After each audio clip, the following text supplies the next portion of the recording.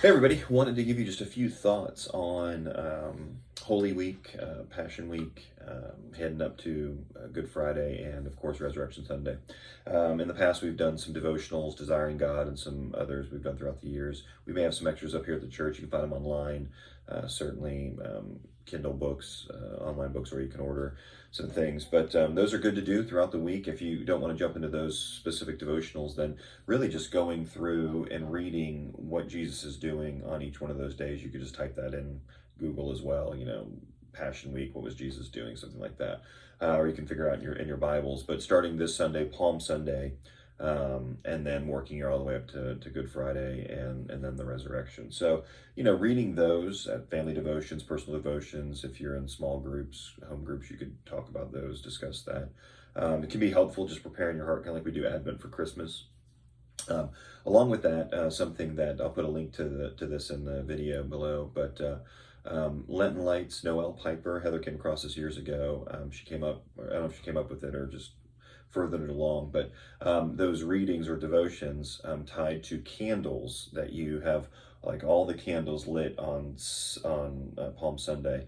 And what you do is obviously Jesus is the light of the world and the light that's come. And so each day you put out one of those candles, you snuff them out. And so what that's doing is it's getting darker, if you will, up until Good Friday, and you put out the last one on his death. And so the light of the world has died, right?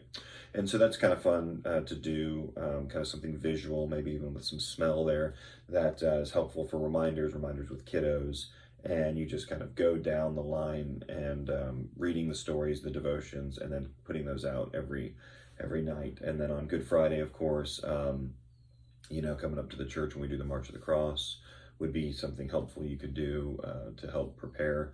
Resurrection Sunday, of course, gathering. We have the sunrise service at 7 a.m. that we'll be participating in. But some other fun things you could do that we've done in the past. There's something you can type in like resurrection rolls.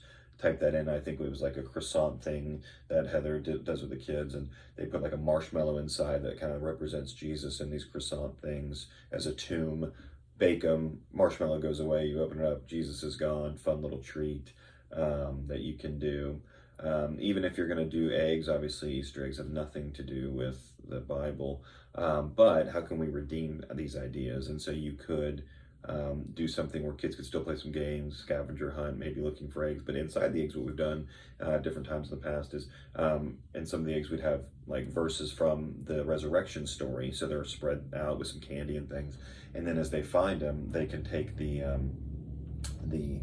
scriptures, put them in order, and then read the resurrection story together after you found all that and had some fun and got some candy and things like that. So there are a couple other ideas that you could do. I really just be intentional about how to celebrate what's going on with Jesus and the resurrection and his death and the whole week.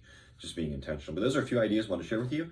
And if you have any questions, feel free to give me a shout. But there should be a link to the Lenten Lights and maybe a couple other things for you. So, all right.